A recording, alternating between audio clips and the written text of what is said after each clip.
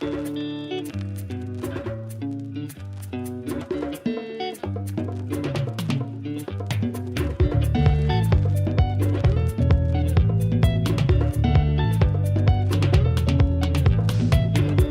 listening to Talking Africa, the podcast that gets you behind the headlines and deconstructs the news from the continent, brought to you by the Africa Report. My name is Nicholas Norbrook. Welcome to the show. I may have mentioned it before, but we have a new website. Please check out theafricareport.com for more. Joining us later, Patrick Smith, to talk about the cyclones and flooding that's hit Mozambique, Zimbabwe and Malawi. We try to join the dots between the political impact and the economic effects, as well as looking at the potential for new green energy on the continent, the solar power revolution, and trying to integrate Africa into the global efforts on climate change. But we start in Kigali, where I caught up with our group CEO, Amir Ben Yahmed. He's putting the finishing touches to the Africa CEO Forum, a conference that we put on each year, this year for the first time in Rwanda on the 25th and 26th of March. And we'll be bringing you a special report from the event next week on the pod. So, the Africa CEO Forum brings together business and political leaders. But haven't we seen this before? Somewhat nervously, I started by asking my boss if the forum wasn't just another talking shop. That's a very good question, except for the fact that the forum was created in 2012. It was conceived in 2011 with two things in mind. The first thing was, as you mentioned, there was a number of what you call talk shop, talking about Africa, its development, growth, but most of them were not including the most important element of that, which is the private sector. So we had a lot of conferences with presidents, ministers, policymakers, all talking about how to engineer growth in Africa, but in most of them there was no private sector CEOs at all. So that was the first element of our decision. Then the second one is a little bit more connected to our original job. Is we have been publishing for now 20 years almost the first database of corporation in Africa. We were publishing it under the top 500 ranking label with Jeune Afrique and with Africa Report, and we have been noticing that when we were talking with the CEOs that they have really almost no or very limited knowledge of their competitors, about their peers. Even within the same country, they for sure didn't know their peers in other countries or other regions. And we were really amazed to see so many important CEOs not really aware of what was going on in other areas of Africa. And little by little, we were thinking we really need to do something to try to connect all these great CEOs. And on top of that, we had also noticed that the financial industry was quite actively looking on how to understand better the ecosystem of the African private sector, to be able to find a solution to help it develop itself, to try to spruce up growth. So basically, that's how the CEO Forum was born. It was born with an intent not to be a talk shop, as you mentioned, but to be a place where people could connect, where people could identify business opportunity, where bankers could meet companies and see how they can finance them. So that was the original mix of the forum. It was very successful from the start, because after the first edition we had run a survey asking our participants how effective had been the forum, and about 75% of them declared that they had worked on or identified a business opportunity within the forum. So I think for me it is the perfect characteristic of for the forum not to be called a talk shop. So there is the statistic that everyone talks about, in Latin America, they do 30% of their trade with themselves. In East Asia, it's even higher. In Europe, it's well above 50, 60%, although maybe Brexit will put a stop to that. But in Africa, it's so low. So what have you seen concretely in terms of African CEOs building relationships out from the CEO Forum, as you say? What have you learned from that, and how does that interact with the sort of the great theme of this edition of the CEO Forum, this idea of a continental free trade area? First of all, you mentioned Latin America and Asia or Southeast Asia. You have to also take into consideration that they also have problems at this stage, especially in Latin America. You have a lot of countries that are not trading with each other, that have very bad political relationship. But the only thing that these two regions have in common is that their infrastructure and logistics make it possible when they want to trade to be able to trade. Because now that we're entering a new era in Africa, if the CFTA goes along, the trade issue is going to be very complicated to solve. It's not going to be an easy journey. But one of the things that has definitely to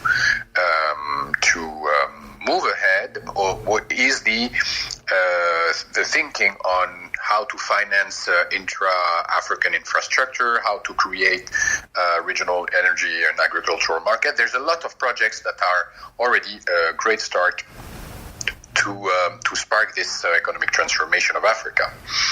And as far as you mentioned regarding our CEOs, you can see that within the last 10 years, a great number of companies have gone regional. You, of course, can mention the usual suspect, like the banks that have made incredible foray into various regions. You can talk about the Moroccan companies that have been going everywhere in East Africa, West Africa, Ecobank going everywhere throughout the continent. You can have now a company from Senegal going to do public construction in Ivory Coast or in Burkina. The mindset has totally changed within the last 7 or 8 years. There's probably not a single national leader in any African country who's not thinking regional or continental in his strategic plan. It seems that the countries who do best, in terms of countries which produce, international companies, you mentioned the Moroccan banks. The countries which do best are the ones which accompany their CEOs, which accompany their companies without stifling them. What was your motivation to bring the forum to Rwanda and East Africa? First of all, Rwanda has always been a role model for a lot of African. It has been a country that has showed that it could, in 25 years, as you know, they will be commemorating the 25th anniversary of the genocide. In 25 years, they have literally rebuilt their nation, and they have done it with very smart and sharp public policies. They have done it investing in women leadership, in education, in youth, in knowledge. They're one of the 2 African nations that are in the 50 best world economies in terms of ease of doing business. So they have succeeded with very few means in embodying what an African success story can be. That's the first reason why we chose Rwanda. And then Rwanda also has the ambition to be a hub in East Africa. And one of the things that we had really seen over the years within the forum is that we managed to attract most of the companies from West Africa, North Africa, Central Africa, some of Southern Africa, but East Africa still had been, maybe because of the original success of the East African community, has not been very much looking outward. So one of the reasons we wanted to do it in Kigali is to try to close the circle and try to put more of the East African companies within the global mix. And I mean, just speaking to some of the East African entrepreneurs who are going to be at the forum, some of whom will be on a panel I'm chairing on East Africa, they say they have huge appetite to get to know Nigerian business people. They really want to look at the market in Ghana. And I suppose ideally we would be a bridge for that. That's exactly what the forum is all about. The forum, I think, was at the forefront of economic integration. We were talking about economic integration long before it became a reality. That was the idea. We said, okay, aside from the political will, which is lacking, let's show that the business leader, the private sector, can do this economic integration by themselves. And I think we have managed to do this in the first few years of the forum. And I hope that now that the political will has been put into action, I hope it will definitely spark this economic transformation. It's obviously a lot of work, the run-up to this CEO forum. What is the one thing that wakes you screaming in the middle of the night? Oh, no, this is usually 1 week before the event, we actually, to wake up screaming, I would have to sleep. But unfortunately, that's not the case. No, this is always a very hard event to organize, because we're trying to accommodate people coming from all over Africa. We're now hosting about 1,500 people at every edition, but the purpose of the forum is so motivating that it gives enthusiasm to all the team that is working on this event. And what we want to achieve by doing this is also to communicate our energy to all the business leaders who attend the forum, and that they go back after these 2 days of conference pumped up, happy to have met new CEOs with new projects in mind. And I think this ambition coming from the private sector is what will drive growth in Africa, because we have shown consistently that even when political action is lacking, when we don't have governance, we entrepreneurs can create things. You have a lot of countries that have shown that. Nigeria is a very good example of this.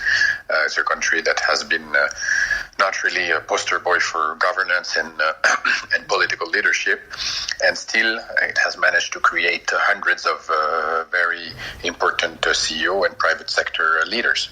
So that's what the forum is all about, and whether or not we sleep in the very last days of the conference is not very important compared to the issues at stake. Our thanks to a remarkably calm-sounding Amir there. Now on to Cyclone Idai, which struck Mozambique on March the 4th and continued to barrel through Zimbabwe and Malawi. I'm joined by Patrick Smith, our editor-in-chief, who explains what happened when the storm hit.